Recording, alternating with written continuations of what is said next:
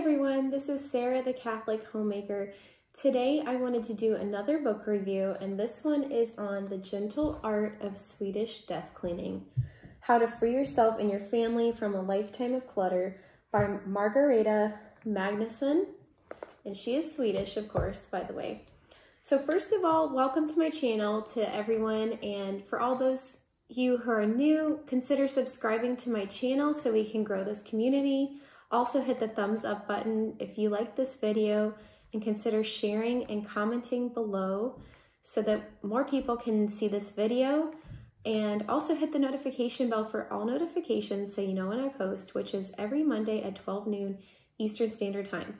So this book is slightly different than the other books I've been reviewing lately. It is a book on decluttering, but it is not a minimalism book. I discovered. At first, when I was reading it, that was my motivation for reading it, is I thought it was another minimalism book, but it is actually directed more towards older people who are kind of getting up in their years. She kind of recommends starting this at around a good age is like 65. You could certainly start earlier than that. And then she says it's important to kind of do this every once in a while, Swedish death cleaning. So the purpose of it is ultimately to not be a burden on those who are left behind, whether they are your family, most likely your family members, friends, or whoever is going to be the one who is cleaning up after your estate or whatever it is. So I notice a common theme in a lot of these minimalism books, and although this is not minimalism, is to not be a burden on those who are left behind. And the author says that she is between 80 to 100 years old, and she has already done at least a few death cleanings herself. I think she said at least 4, actually. So she started when she was younger than that. I want to say she was younger than 65, because she said by the time that her husband of 48 years had passed away, she had already, or she was starting on her 3rd death cleaning. And I don't know what the time period for that was, but it seems like she had this in her mind for a number of years, even decades. And it's just a practical guide to getting ready to give things away, decluttering your house.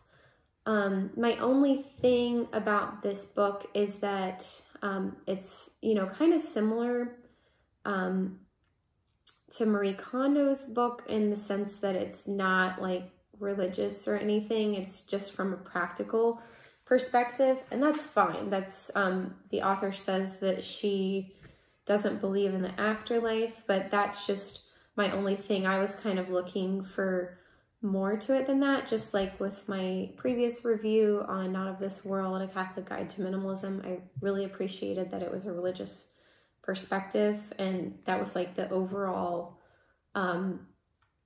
thing that ultimately mattered, I guess, was your relationship with God. But the really great thing about this is it addresses death and your own mortality, and says this is a good thing, because she says that many people are really afraid of even talking about this or mentioning this, but that's not good, because, all of us are mortal, all of us are going to die someday, and it's really important, again, to not be a burden, or not too much of a burden on the people who are going to be cleaning up after you and taking care of your things or inheriting your things. So it also talks about gifting other people things, and how some items, like she gives the example of a friend's desk. They tell a story. It was from the 1700s, and so that was kind of cool. And the friend was giving away the desk, but she left a note behind in it for the next owners. So that was kind of cool. She left a note about what things had been done on this desk, what kind of letters had been written, and that type of stuff.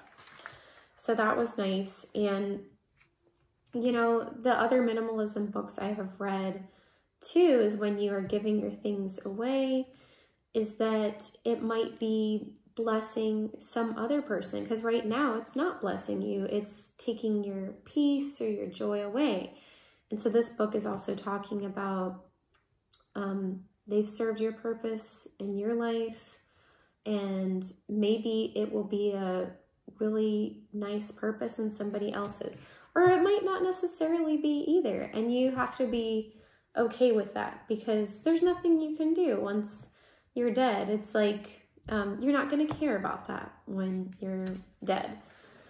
So she also talks about her mother's story towards the beginning of the book, and I really appreciated that too, because she talks about after her mother had died, she could tell that her mother had done some Swedish death cleaning of her own, because on many of her items there were notes attached to them, and she said her mother must have known that her death was coming on soon, because there were instructions and notes on many of her items, and she, as the author, really appreciated that, because it was like her mother was guiding her along still, even after her death, on what to do. And they were just, some of them were like saying, okay, this is gonna go to you, or this is gonna go to so-and-so, or this item is to go to the museum, or this one's to go to the auction, or this is to be donated at such and such place. So I thought that was a really sweet thing about her and her mother, and, you know, still kind of being with her in that sense. One really great question I think that she asked, and it's not word for word, I can't remember, but it's essentially, when you're thinking about an item to give away, you can ask the question, or if you're not sure, basically, about the item in question, you ask something like, would they be happier, the people who are being left behind, would they be happier with this around? And if the answer is no, then you definitely got to get rid of it. So, or give it away, whatever you're going to do with it. It's a very easy read. It's, I think, 115 pages. And there's also a few fun recipes in the back. So that's including cheesecake, which I really want to try, red beet sherry, and the pickled rosehip marmalade. So they're just, most of them look pretty simple, just those 3 recipes.